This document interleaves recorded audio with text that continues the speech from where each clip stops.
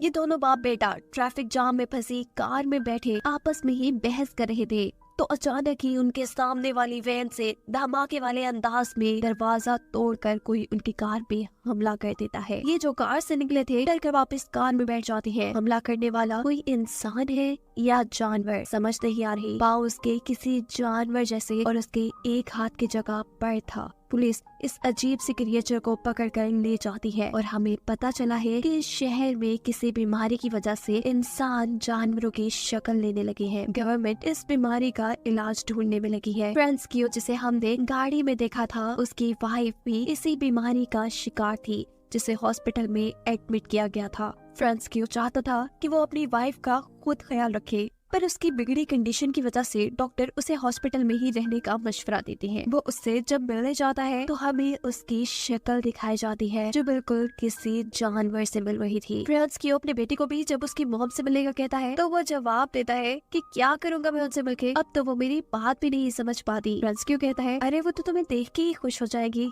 तुम जाओ तो सही। फ्रांस्कियो जिस होटल में काम करता है वहाँ के लोगों ने उसे बताया है कि पास में ही एक नया हॉस्पिटल कंक्रीट से बनाया गया है जो कि ज्यादा मजबूत है, क्योंकि वहाँ जानवर बने इंसानों को रखा जाएगा। राहत होने पर अब सभी बीमार लोगों को उस हॉस्पिटल में शिफ्ट किया जा रहा था, पर गड़बड़ी की वजह से बस पानी में गिर जाती है। बहुत से ऐसे जानवर बने इंसान मारे जाते हैं और बहुत से गुम हो जाते हैं। रात में फ्रांस्कियो का बेटा भी अपने घर की विंडो में ऐसे ही एक इंसान को देखकर डर जाता है, पर दोबारा देखने पे वहाँ कोई नहीं था। उसे लगता है कि ये उसका वहम है। फ्रांस्कियो को जैसे ही इस एक्सीडेंट का पता चलता है तो वो अपनी वाइफ का पता चलाने के लिए एक्सीडेंट वाली जगह पे जाता है, और अजीब बात पुलिस ऑफिसर से उसे ये पता चलती है कि उसकी वाइफ ना मरे हुए लोगों में थी और ना ही जिंदा लोगों में, वो कहीं गुम हो गई थी। सीन का ठोकर हमें फ्रांस्कियो के बेटे को स्कूल में बच्चों के साथ टग ऑफ वॉर खेलते दिखाया जाता है, जिस अकेले ने ही अपनी हारती टीम को कुछ ही मिनट्स में जिता दिया था। यानी उसके अंदर बहुत ताकत आ गई थी, कैसे ये उसे भी नहीं मालूम था। इस सब में उसका नेल भी टूट चुका था, इसीलिए जब वो घर जा रहा होता है तो उसकी दोस्त उसे रोककर उसे फ्राइडे को होने वाली पार्टी के बारे में पूछती है, जिसमें वो किसी वजह से नहीं जाना चाहता था। घर आकर वो नोटिस करता है कि उसकी रीढ़ की हड्डी बाहर निकल रही है। वो डर जाता है कि कहीं वो भी जानवर तो नहीं बन रहा। इस डर में वो जोर जोर से नहाने लग जाता है, लेकिन ये कोई महल थोड़ी ना थी जो उतर जाती। यही दूसरी तरफ फ्रैंकियो को सुपर मॉल में वही पुलिस ऑफिसर मिलती है जिससे उसे अपनी वाइफ के गुमने का पता चला था, जो इस वक्त भी यही कहती है कि आपकी वाइफ कहाँ पे कुछ पता नहीं चला, मरे लोगों की लिस्ट में उनका नाम नहीं है और जो लोग जिंदा बचे हैं उनका हम अच्छे से ख्याल रख रहे हैं। इन्हीं बातों के दौरान अचानक मॉल में कोई जोर से चिल्लाता है। अफरा तफरी में जब सारे इकट्ठे होते हैं तो वो आदमी कहता है कि मैंने यहाँ पर एक अजीब इंसान को देखा। सभी वहाँ से साइड पे हो जाते हैं, जबकि फ्रैंकियो उस अजीब इंसान को देखने के लिए आगे बढ़ता है, क्योंकि उसे लग रहा था कि शायद उसकी वाइफ यहाँ होगी। लेकिन यहाँ पर तो एक ऑक्टोपस के जैसा दिखने वाला इंसान था जो फ्रैंकियो के साथ पुलिस ऑफिसर को देखकर यहाँ से भागने की कोशिश में था।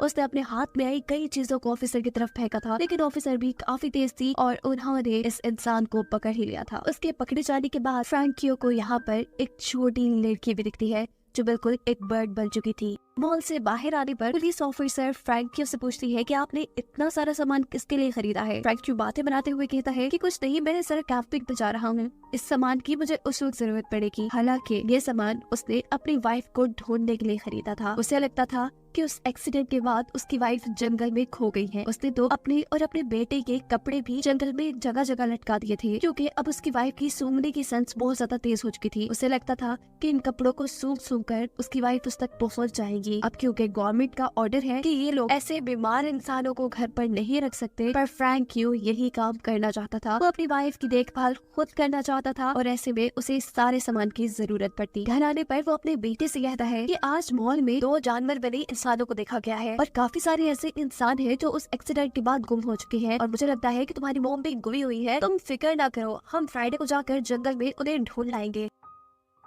लेकिन अब तो फ्रैंकियो का बेटा फ्राइडे को एक पार्टी में जाना चाह रहा था, क्योंकि आज उसे एक लड़की ने जो इस पार्टी में इनवाइट कर लिया था। फ्रैंकियो भी ना चाहते हुए उसे पार्टी में जाने की इजाजत देते हुए ये कहता है कि याद रखना 8 बजे से पहले तुम्हें घर आना है। इस पार्टी में सभी काफी मजे कर रहे थे और यहाँ अचानक ही फ्रैंकियो के बेटे को चक्कर आ जाते हैं। एक लड़की जो उसकी खराब हालत देखकर उसे टैबलेट देती है तो वो उस टैबलेट को खाने के बजाय किसी कुत्ते की तरह चाट लेता है, जिसके बाद वो बिना डरे जंगल में चला जाता है। सुबह जब उसकी आँख खुलती है तो वो जंगल में ही था। उसे ऐसे लग रहा था कि जैसे उसके गले में कुछ फंसा हुआ है। वो फौरन अपने घर आता है। उसके होंठ काफी ज्यादा बदल चुके थे, साथ ही उसका रंग भी बदल चुका था। उसके डैड जब उसे देखने के लिए उसके बाथरूम में आते हैं तो वो जल्दी से बाथरूम का दरवाजा बंद कर लेता है और अपने गले में हाथ डालकर कुछ निकालता है जो कि एक पंख था। ये लड़का अब समझ चुका था कि वो भी एक जानवर में बदलने लगा है। अब वो अपने डैड के साथ अपने डॉग को लेकर जंगल में अपनी मॉम को ढूंढने के लिए निकल पड़ता है। फ्रैंकियो का बेटा जोर जोर से यहाँ अपनी माँ को आवाजें दे रहा था, लेकिन जब उन्हें कोई नहीं मिलता तो थक हार कर ये लोग यही सो जाते हैं। आधी रात में इनका डॉग अचानक जोर जोर से भौंकने लगा था और वो एक दरख्त के पास जाता है जहाँ ऊपर एक बंदर बना हुआ इंसान। उसे जब ये लोग चेक करने के लिए जाते हैं तो अचानक ही फ्रैंकियो के बेटे के ऊपर एक ईगल बना हुआ इंसान हमला कर देता है। इससे पहले कि वो फ्रैंकियो के बेटे को मार देता, उसके होंठ देखकर वो समझ जाता है कि फ्रैंकियो का बेटा भी बिल्कुल उसी जैसा है, यानी जानवर में बदल रहा है और ये उसे नुकसान नहीं पहुंचाएगा। अलबत्ता इस ईगल बने इंसान ने फिर भी कुछ चोटें फ्रैंकियो के बेटे को पहुंचा दी थी, इसीलिए फ्रैंकियो अपने बेटे को हॉस्पिटल लेकर जाने लगता है। पर वो नहीं जाना चाहता था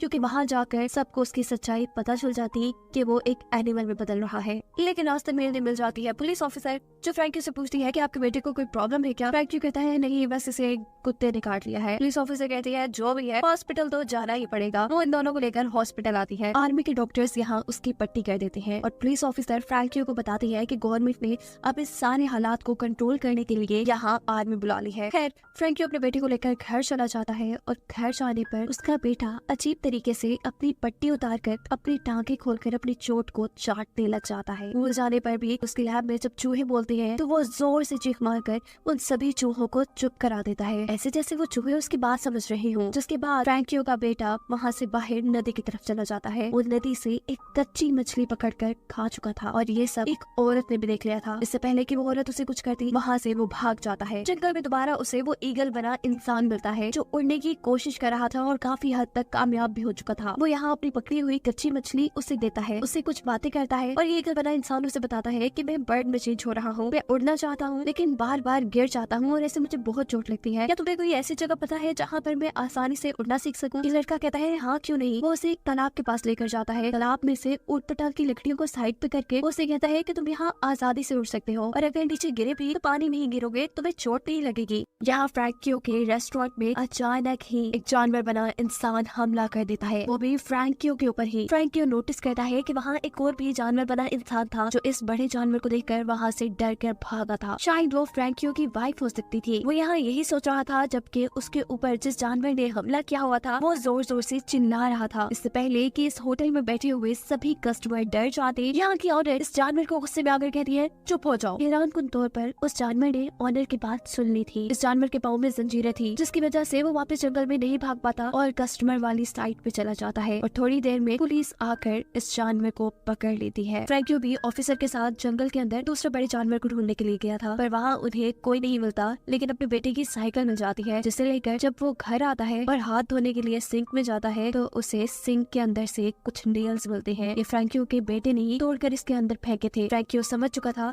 कि अब उसका बेटा जानवर में बदल रहा है। दिखाया जाता है कि क्लास में उसका एक टांग टूटकर गिर गया था, जिसकी वजह से जब सब उसका मजाक उड़ाते हैं तो वो वहाँ से चला जाता है और पहुँचता है ईगल बने इंसान के पास। उससे बातें करता है, उसकी प्रैक्टिस देखता है और उसकी लगी चोटों पर पट्टियां करता है।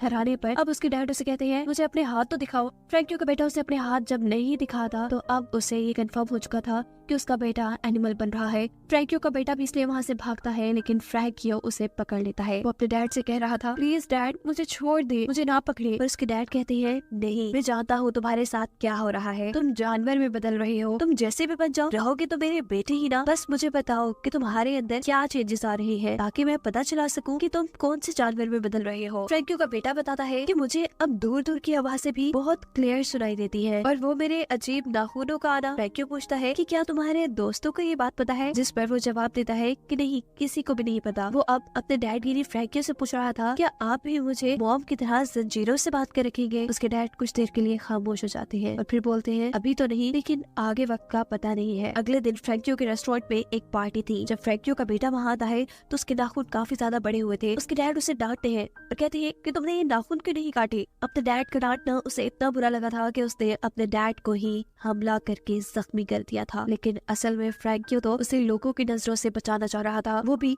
उसकी गर्दन पर कैंची रखकर उसे धमकी देता है नेल्स काटने की। और नेल्स काटने के बाद हम देखते हैं कि फ्रैंकियो का बेटा अब अपनी दोस्त से मिल रहा था। ये दोनों काफी करीब आते हैं। इस वक्त पर वो लड़की फ्रैंकियो के बेटे की रीढ़ की हड्डी को टच करती है और उससे कहती है कि मैं सब जानती हूँ तुम्हारे अंदर जो चेंजेस आ रहे हैं, लेकिन मुझे इससे फर्क नहीं पड़ता। यहाँ दूसरी तरफ इनकी क्लास फेलो को भी फ्रैंकियो के बेटे की सच्चाई पता चल चुकी थी। वो अब एक अजीब डिवाइस लेकर फ्रैंकियो के बेटे के सामने आता है, जिसकी आवाज इंसानों को तो कुछ नहीं कहती, पर जानवर उससे बहुत ज्यादा तंग हो जाते हैं। ये लड़का फ्रैंकियो के बेटे को बहुत तंग करता है और कहता है कि मैं तो तुम्हारी सच्चाई काफी अरसे से जानता हूँ। फ्रैंकियो के बेटे से रहा नहीं जाता और वो गुस्से में एक जोरदार थप्पड़ उस लड़के के मुंह पे मार देता है, ऐसे कि उसके गाल पे निशान पड़ गए थे।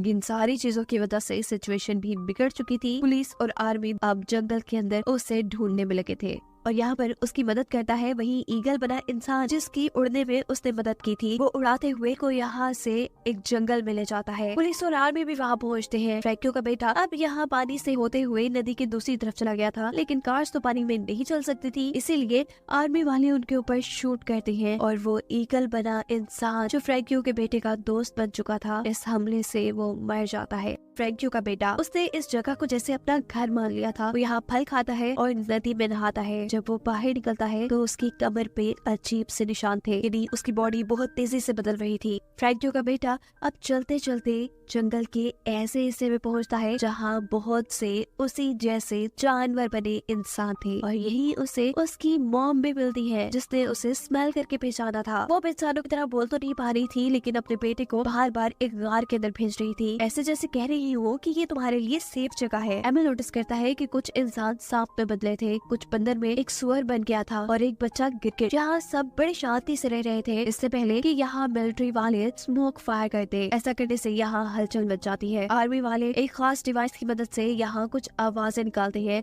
ऐसी आवाजें जो जानवरों को काफी परेशान करती थी। ये आवाजें फ्रैंकियो के बेटे को भी काफी परेशान करती है और ऐसे वो भी मिलिट्री वालों के हाथों पकड़ा जाता है। लेकिन वो बच्ची जो गिरगिट बनी थी वो पेड़ के ऊपर अपने आप को छुपाकर इनसे बच जाती है। पुलिस अब फ्रैंकियो के बेटे को लेकर शहर में आ चुकी थी, जहाँ पर उसके डैड पुलिस वालों से मिलते हैं और उन्हें कहते हैं कि ये मेरा ही बेटा है जो रात में वैसे ही जंगल में चला गया था। फ्रैंकियो का बेटा क्योंकि अभी तक इंसानों की तरह दिख रहा था, इसीलिए पुलिस वालों को शक नहीं होता। वो उसे एक पेपर देते हैं साइन करने के लिए। फ्रैंकियो का बेटा जब उसके ऊपर साइन नहीं कर पाता तो गुस्से में गुर्राता है और ऐसे पुलिस वालों को शक हो जाता है कि वो एक एनिमल में ट्रांसफॉर्म हो रहा है। वो उसे पकड़ने ही वाले थे, लेकिन यहाँ फ्रैंकियो पुलिस वालों को मारकर खुद उनके दिए पेपर पर साइन कर अपने बेटे को यहाँ से ले जाती है। जबकि वो ऑफिसर जिन्होंने मूवी के शुरू से ही फ्रैंकियो की मदद की थी, उन्हें अब पता लगता है कि कुछ तो गड़बड़ है, इसीलिए मिलिट्री अब उनका पीछा करने लग जाती है, जिसे देखकर फ्रैंकियो का बेटा घबरा जाता है और वो अपने डैड से पूछता है कि अगर इन लोगों ने पकड़कर मुझे हेल्थ सेंटर में बंद कर दिया तो क्या आप मेरे से मिलने आएंगे। फ्रैंकियो कहता है ऐसा हो ही नहीं सकता कि ये तुम्हें पकड़ पाए, मैं हूँ ना तुम्हारे साथ। यहाँ फ्रैंकियो का बेटा उसे ये भी बताता है कि मैंने जंगल में मॉम को देखा। फ्रैंकियो को भी ये सुनकर अच्छा लगता है। वो तेजी से अब अपनी गाड़ी को जंगल के बिल्कुल दरमियान में छोड़ देता है और अपने बेटे से कहता है जाओ तुम इस जंगल में आजाद रहना, तुम यही खुश रहोगे। बिना वक्त जाया किए फ्रैंकियो का बेटा वहाँ से भाग चुका था। फ्रैंकियो की आंखों में आंसू थे, खुशी के आंसू, क्योंकि उसने अपने बेटे को उनके ऊपर होने वाले गवर्नमेंट के टॉर्चर से बचा लिया था। और इसी सब के साथ ये कहानी यहाँ खत्म हो जाती है।